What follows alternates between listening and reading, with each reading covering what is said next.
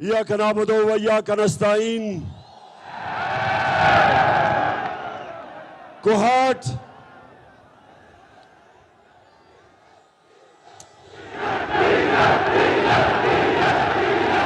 एक अफसोस है कि पूरी तरह लाइटें नहीं, सही माने में जो आपकी तादाद है वो नजर नहीं आ रही। अफसोस है मुझे इस चीज का।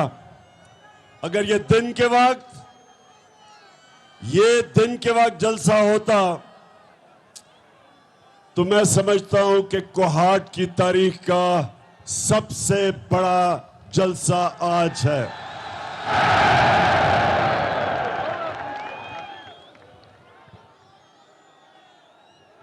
मेरे कोहाट के बाशऊर नौजवानों जो सब मुझे सामने नजर आ रहे हैं,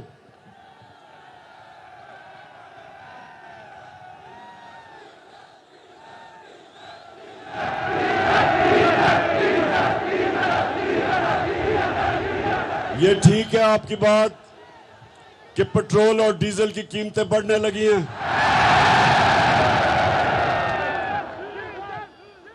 ये इंपोर्टेड हुकूमत खौफजदा है क्योंकि इनको हुक्म मिला है, जिधर से ये इंपोर्ट हुए हैं उधर से हुक्म मिला है कि पेट्रोल और फजल रहमान की कीमत बढ़ाई जाए, लेकिन डरे हुए हैं। ये इंपोर्टेड हुकूमत इसको इस वक्त इसके ऊपर खौफ तारी किया गया है और वो खौफ क्या है कि पीछे इनके टाइगर है और आगे समुंदर है, फंस गया। बड़ा शौक था चेरी ब्लॉसम शहबाज शरीफ को वजीर आजम बनने का।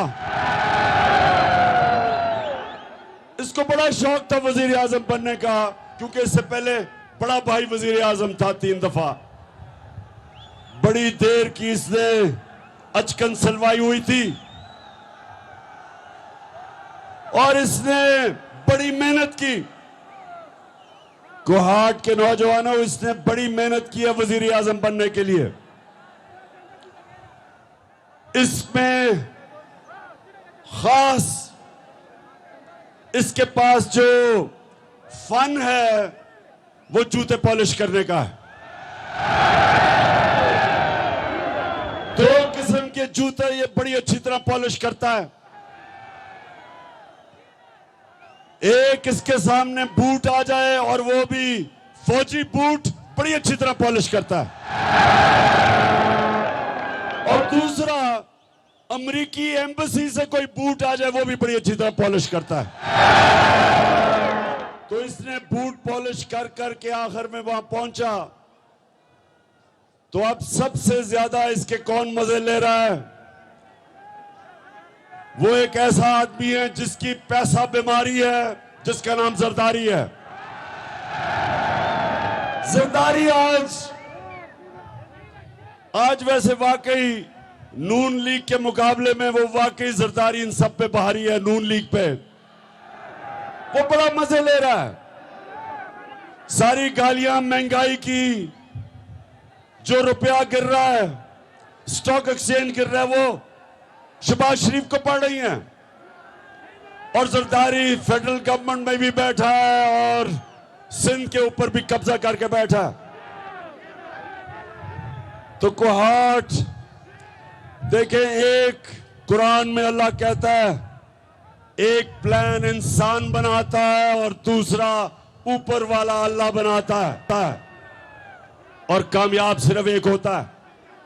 तो इन्होंने बड़ा स्कीम किया था, साजिश की थी, बड़ी मिन्नतें करके, जूते पॉलिश करके, सबने मिलके, 3 स्टूजेस ने, 3 स्टूजेस, एक उसमें डीजल, दूसरा जरदारी और तीसरा चेरी ब्लॉसम। इन तीनों ने जोर लगा के हमारी हुकूमत गिराई। लेकिन आज जिस तरह मैंने कहा, आगे समुंदर और पीछे टाइगर, फंस गया शहबाज शरीफ। और अब इनके पास एक ही रास्ता है। ये अब अमेरिकनों को कहेंगे, कल इनकी IMF की मीटिंग है दोहा में, अमेरिकनों को कहेंगे कि खुदा के वास्ते हमारी मदद करो, हमें थोड़े डॉलर दो। अगर हमें तुमने डॉलर ना दिए तो इमरान खान फिर आ जाएगा। लेकिन मेरे कोहाट के नौजवानों, मैं अमेरिकनों को बहुत अच्छी तरह जानता हूं। वो कभी अपने डॉलर ऐसे नहीं देते। वो अगर डॉलर देंगे तो इनको पहले मजीद और गुलामी करवाएंगे। इनको हुक्म देंगे कि जब भी जो भी हम आपको कहेंगे, फॉरेन पॉलिसी आपकी हमारे हुक्म पे चलेगी। हम अगर आपको हुक्म देंगे, और हुक्म दे चुके हैं, कि रूस से आप तेल पाकिस्तान में नहीं मंगवा सकते, जबकि हमने 30% कम रूस से तेल का मुआहदा कर लिया था।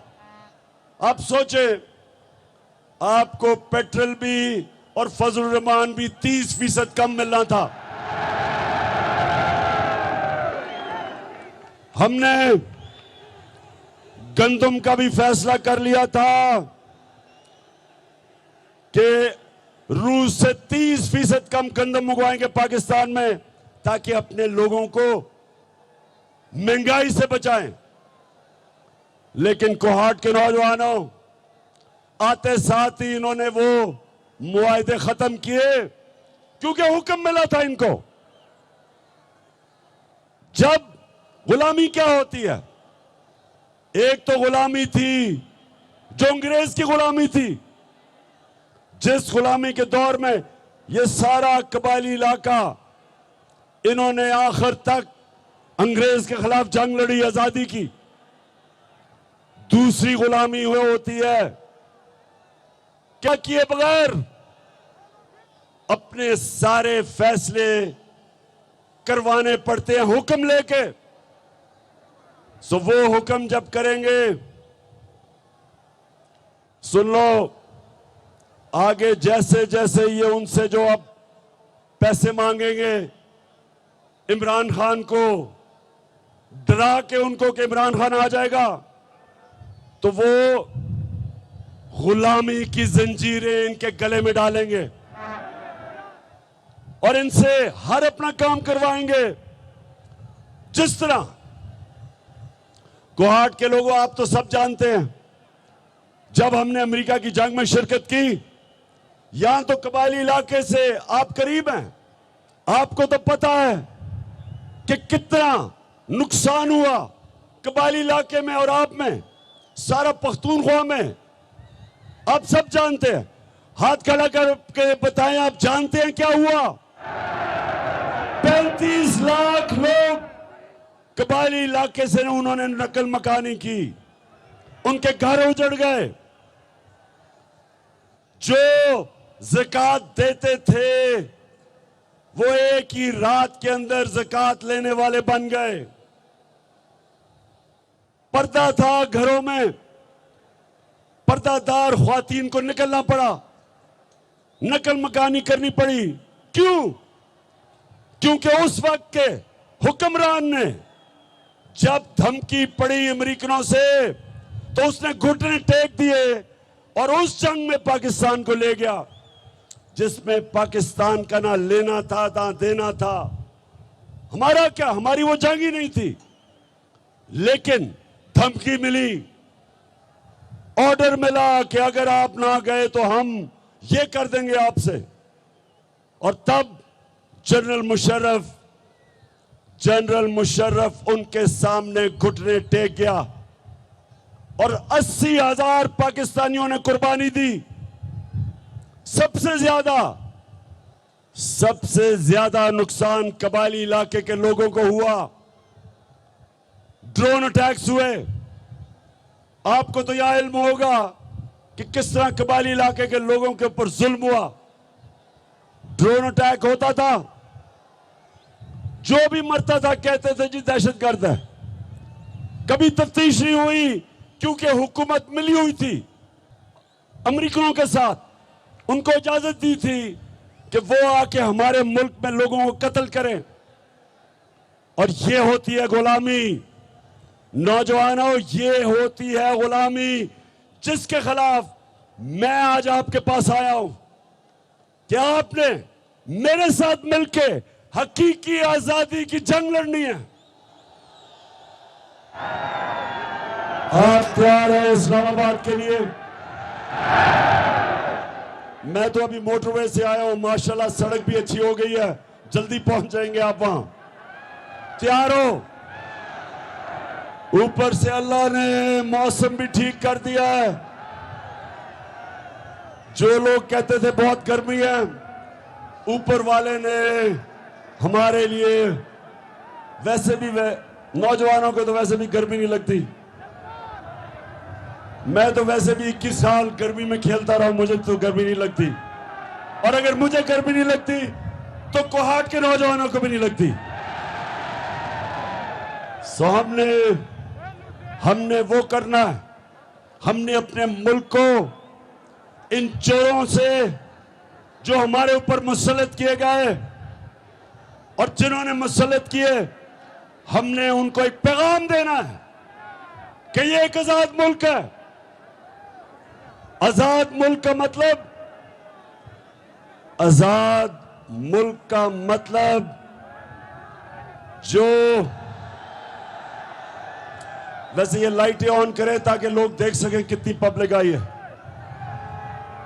आजाद मुल्क का मतलब वो था जब आज से 75 साल पहले तहरीक पाकिस्तान चली थी और हमारे बड़ों ने अवाम को कहा था, मुसलमानों को, कि पाकिस्तान का मतलब क्या, और ला इलाहा इल्लल्लाह का मतलब ये कि अगर एक मुसलमान किसी के सामने सिवाय अल्लाह के किसी के सामने झुकता है, वो शिर्क करता है। असल में तो वो मुसलमान ही नहीं, क्योंकि वो अल्लाह से अपना वादा तोड़ता है कि अल्लाह तेरे सिवा में किसी के सामने नहीं झुकता। और ये याद रखे कोहाट के नौजवानों, कभी कोई कौम, अजीम कौम बन ही नहीं सकी जो आजाद ना हो।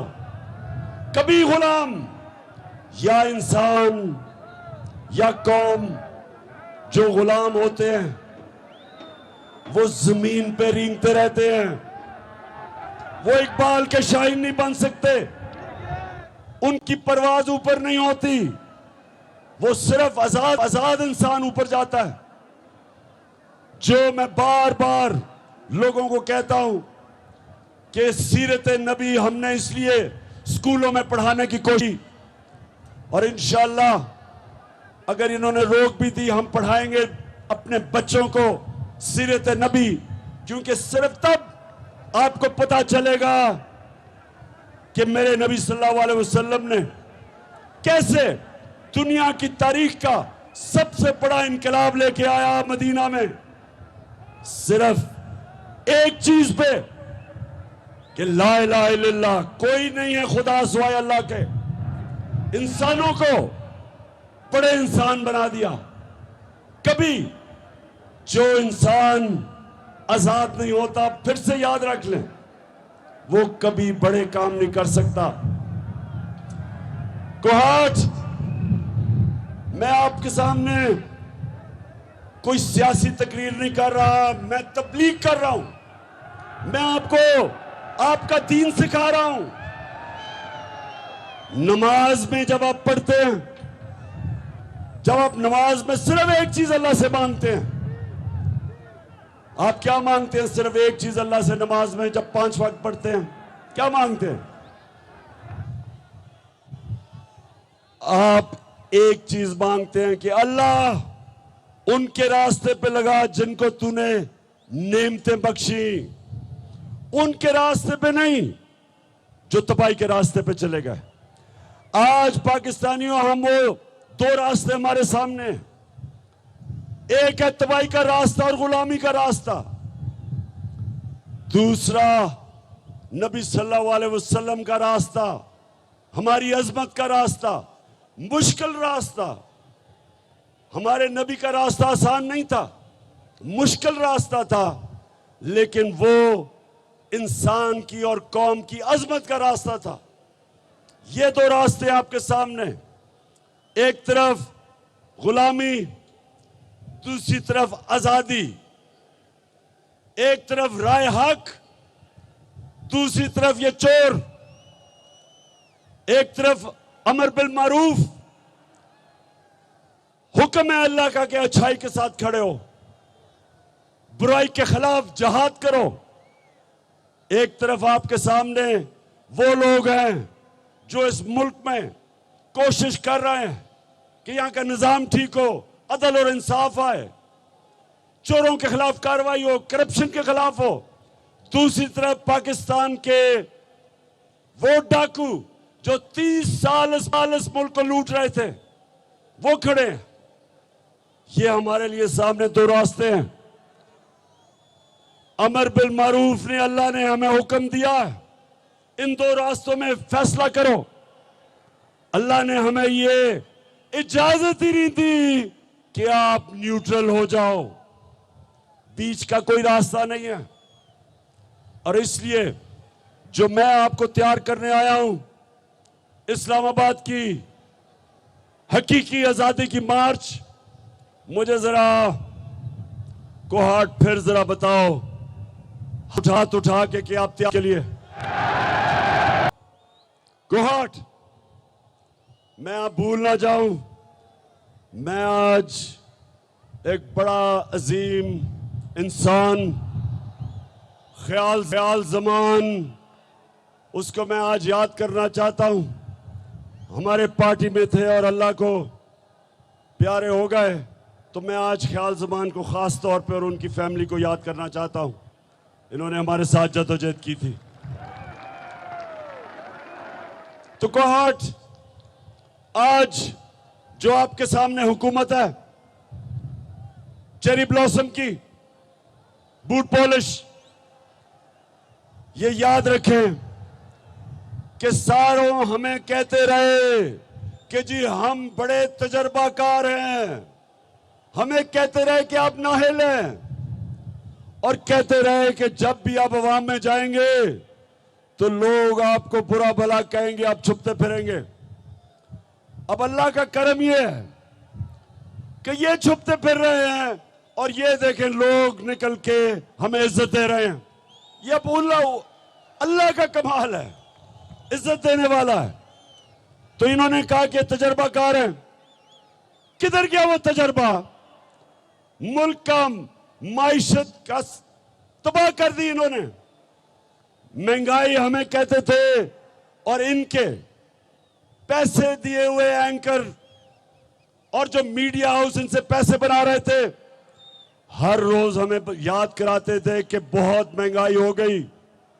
जरा जाएं आज लोगों में, उन सबको मैं कहता हूं, मीडिया हाउसेस को, एंकर्स को, पूछें लोगों से, महंगाई का पूछें, और पूछें लोगों से कि क्या ये इस इंपोर्टेड हुकूमत के साथ हैं। तो जो माइक लेके जाएगा, 2 अवाम से 2 आवाजें सुनेगा। एक सुनेगा गद्दार और दूसरा सुनेगा चोर। मदीना में इनको आवाजें लगी।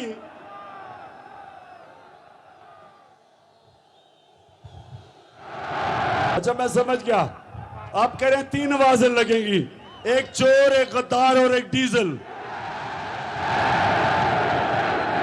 अच्छा, हमारी कोहाट सुने जरा, बड़ी मुश्किलों से हमारी असेंबली पहली दफा कितने सालों में एक असेंबली डीजल के बगैर चल रही थी, तो डीजल भी इनके साथ मिल गया और इन्होंने ये साजिश की।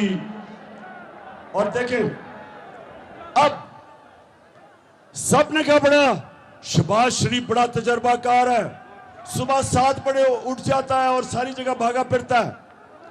अब किधर शहबाज शरीफ, बताओ जरा।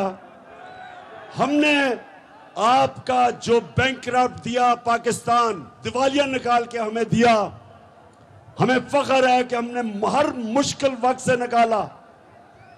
हमने उसको कोरोना के दौर में निकाला। कोरोना 100 साल में एक दफा इतनी बड़ी वबा आती है, बुरान आता है। और अगर ये होते तो आज यहां लोग भूखे मर रहे होते, क्योंकि इन्होंने बार बार मुझे कहा 3 महीने कि इमरान खान बंद करो, लॉकडाउन लगाओ, मुल्क को बंद करो। और हर जगह में इनसे और इनका सिंध की हुकूमत से एक ही सवाल पूछता था कि अगर मैं बंद करूंगा, लॉकडाउन लगाऊंगा, तो दिहाड़ीदार का क्या होगा, गरीब आदमी का क्या होगा, वो किधर से खाना लेके आएगा। सारा वक्त मैं इनसे पूछता था, इनको कोई परवाह गरीब आदमी की नहीं थी। बार बार इनकी, अगर आप सोशल मीडिया पे जाएं, इनकी सारों की तकरीरें हैं मेरे खिलाफ कि इमरान खान लॉकडाउन नहीं लगा रहा, इसके ऊपर FIR काटनी चाहिए। और आज ये है, अल्लाह अल हक है, सच का खुदा है। अल्लाह का करम देखे कि दुनिया आज मानती है कि वो मुल्क जो 190 मुल्कों में से जो ऊपर के 4-5 वो मुल्क जिन्होंने सबसे बेहतर कोरोना के अंदर अपने लोगों को बचाया, अपनी मायशत को बचाया, अपने गरीब को बचाया, वो मुल्क 5 मुल्कों में से एक मुल्क पाकिस्तान है। और जब इन्होंने हमारी गवर्नमेंट गिराई, इस मुल्क में सबसे ज्यादा डॉलर आ रहा था। हमारे जो बैरून मुल्क पाकिस्तानी, जो हमारा सबसे बड़ा असासा, उन्होंने 31 अरब डॉलर पाकिस्तान भेजा, रिकॉर्ड, जिसमें कोहाट से भी कितने बाहर काम करते हैं। उन्होंने हमें पैसा भेजा, उन्होंने पाकिस्तान के अंदर सरमायाकारी करने के लिए प्रोग्राम बनाए। हमने सबसे ज्यादा एक्सपोर्ट्स की, हमने इंडस्ट्री उठाई, हमने अपने किसानों को उठाया, किसानों को पैसा दिलवाया। जो शुगर माफिया किसानों को पैसा नहीं देता था, हमने किसानों को पैसा दिलवाया, कीमत दिलवाई, सही पैदावार की कीमत दिलवाई, किसानों के पास पैसा आया, उन्होंने अपनी जमीन पे लगाया। रिकॉर्ड पैदावार पाकिस्तान में 5 बड़े फसलों की हुई। 60% पाकिस्तान में खुशहाली आई। उसके अलावा 50 साल के बाद हमने बड़ी 5 डैमें शुरू की। पाकिस्तान में 50 साल के बाद डैमें बननी शुरू हुई। यहां भी बन रही है मुमन डैम, जो पेशावर को तब्दील कर देगी। सस्ती बिजली, पानी किसानों के लिए। बादशाह डैम, दासू डैम, बड़ी डैम शुरू की, जो 50 साल तक पाकिस्तान में डैमें नहीं बनी।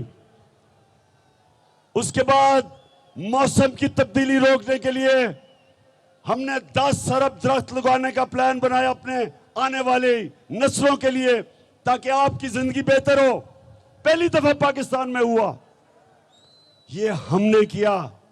करप्शन रोकी, सड़कों के ऊपर नेशनल NHA, नेशनल हाईवे जो अथॉरिटी, सुने जरा कोहाट के लोगों, आपके पख्तूनख्वा का हमने वजीर लगाया मुराद सईद।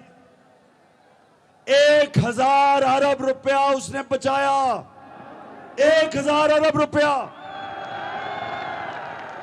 नून लीग के मुकाबले में जो हमारे दौर में सड़कें बनी, वो 2013 में जो उन्होंने कॉन्ट्रैक्ट दिए थे, हमने 2018 और 21 में सस्ती सड़कें बनाई, 1000 अरब रुपया बचाया, रेकोटिक का फैसला करवाया, जिधर पाकिस्तान के ऊपर 20 अरब डॉलर का नुकसान न होना था। हमने अपने मुल्क को अजाब से बचाया, निगोशिएट किया, जिसकी वजह से एक तो हमने इतना बड़ा फाइन बचाया रेकोटिक का, उसके अलावा कोहाट के नौजवानों, हमने सबसे बड़ी इन्वेस्टमेंट लेके आए जो इंशाल्लाह पाकिस्तान को खुशहाल करेगी आगे आके। कारके क्या, एक रेंटल पावर करप्शन हुई, 200 अरब रुपए का पाकिस्तान को फाइन हुआ, मैंने प्रेसिडेंट अर्दोगान से मिलकर वो फाइन खत्म करवाया, 200 अरब रुपया बचाया पाकिस्तान का। आईपीपीज, हमें जो इन्होंने कॉन्ट्रैक्ट साइन किए हुए थे, बिजली जो महंगी बिजली थी, वो निगोशिएट किया, 700 अरब रुपया बचाया अपने मुल्क के लिए अगले 10 सालों में। और फिर कतर से गैस का कॉन्ट्रैक्ट साइन किया, जो इनके मुकाबले में 300 मिलियन डॉलर साल का हमने बचाया। हमने किया इसलिए कि हम पैसे नहीं बना रहे थे, हम करप्शन नहीं कर रहे थे, उस हुकूमत को इन्होंने गिराया। और आज भागे फिर रहे हैं दुनिया में। अब जब उनके घुटने दबाएंगे, पैर दबाएंगे, जूत पॉलिश करेंगे जूते कि जी हमें किसी तरह पैसा दे दो। तो इसलिए मैं आज अपने पाकिस्तानियों को कह रहा हूं, आपने सबने तैयारी करनी है। सुप्रीम कोर्ट का जो फैसला हुआ है लोटों के खिलाफ,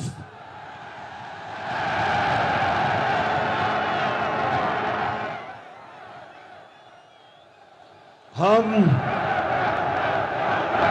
सुप्रीम कोर्ट आपका शुक्रिया अदा करते हैं, क्योंकि आपने इस मुल्क की इखलाकियात को जो ये गिरा रहे थे, ये जो सारे डाकू ऊपर बैठे हैं जिन्होंने हमारी इखलाकियात को पूरा खत्म करने की कोशिश की है, सुप्रीम कोर्ट ने आज पाकिस्तान की इखलाकियात को गिरने से बचाया। जो लोग अपनी वोट बेचते हैं, अपने हलकों से, अपने लोगों से गद्दारी करते हैं, आइन से, जमहूरियत से गद्दारी करते हैं, शुक्र है कि आज सुप्रीम कोर्ट ने उनकी वोट को रद्द कर दिया।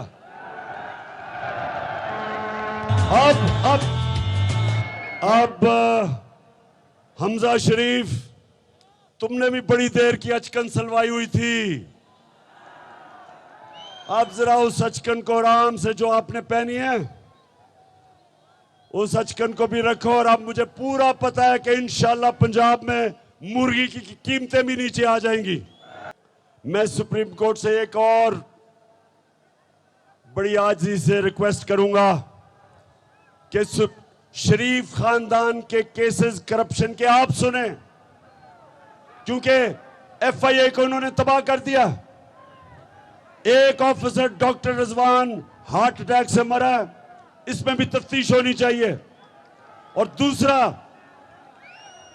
दूसरा जो इन्वेस्टिगेटिंग एफआईए का ऑफिसर है, उसको भी हार्ट अटैक हो गया, जो शरीफ खानदान के केस सुन रहा था, शहबाज शरीफ के, उसको भी इन्वेस्टिगेट करें। केसेस अपने पास, सुप्रीम कोर्ट आप अपने पास केसेस बनवाएं, क्योंकि ये डे लाइट रॉबरी है, ये दिन दिहाड़ा डाका पड़ रहा है, 40 अरब रुपए के इनके ऊपर केसेस हैं। कैसे हो सकता है कि वो लोग मुल्क की क़यादत संभाल के और केसेस खत्म करें? पहली दफा ये जब पावर में आया 88 से लेकर दोनों पार्टीज 99 तक, इन्होंने करप्शन की, जनरल मुशर्रफ ने इनको एनआरओ दिया, सारे इनके करप्शन के केसेस माफ हो गए। 2008 से 18 तक फिर आए, फिर करप्शन शुरू की। अब वो केसेस इनके ऊपर जो 2008 से 18 तक चोरी की थी, वो केसेस हैं। अगर अब भी इनको एनआरओ मिल जाएगा, ये मुल्क के अंदर डाकू राज होगा। कोई नहीं डरेगा डाके मारते हुए, करप्शन करते हुए। आपकी जिम्मेदारी है सुप्रीम कोर्ट के जजेस के इनके केसेस अब आपस अपने पास लें और सुप्रीम कोर्ट इनके केसेस सुने, डे टू डे हेयरिंग करे। ये दुनिया में कभी ऐसा मजाक सुना है कि बाप बेटे दोनों ने उनको सजा होनी थी, एफआईए ने इनको सजा देनी थी। पहले तो केसेस खींचते गए, ये कोई 1 साल पहले इनको सजा हो जानी चाहिए थी, लेकिन हमारा इंसाफ का निजाम नहीं दे सका।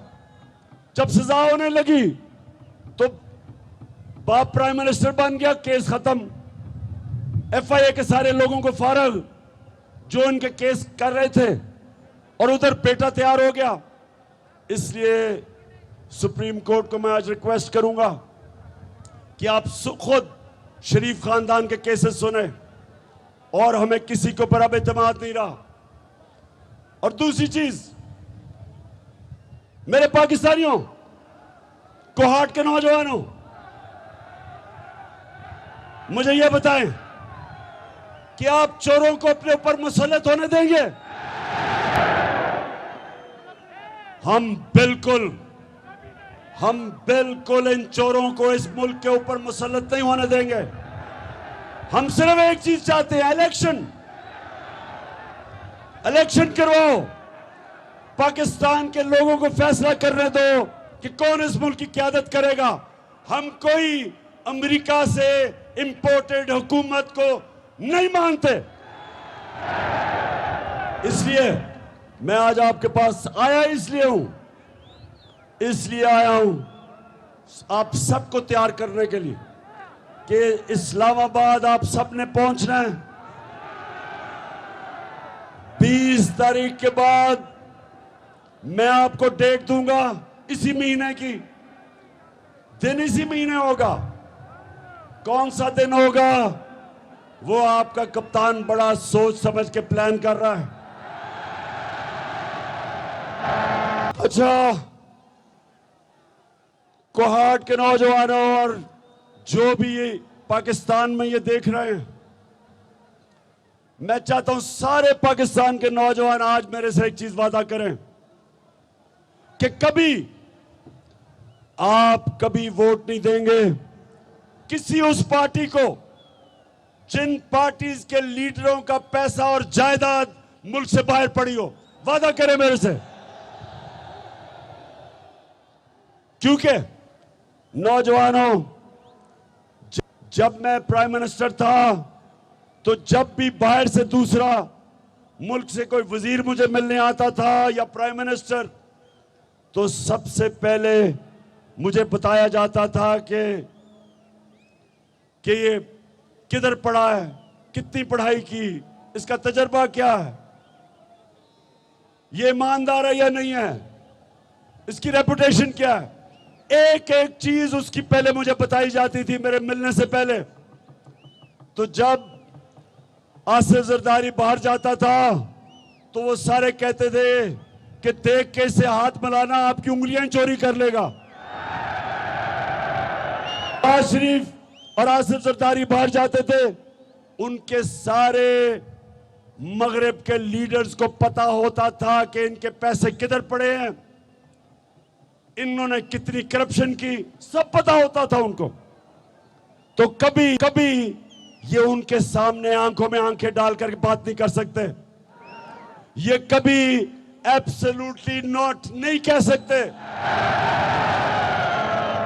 वो जब हुक्म करेंगे कि जनाब हमें अफगानिस्तान के लिए पाकिस्तान में बेसिस चाहिए, ड्रोन अटैक करने के लिए बेसिस चाहिए, ये इनमें कभी कभी जुर्रत नहीं होगी ना करने की, क्योंकि ये पैसे के गुलाम हैं, पैसा बाहर पड़ा है। तो इसलिए एक तो आपने ये मेरे से वादा करना है कि आपने कभी जिस पार्टी के भी सरबराह के पैसे बाहर पड़े हों, आपने उस पार्टी को वोट नहीं देना।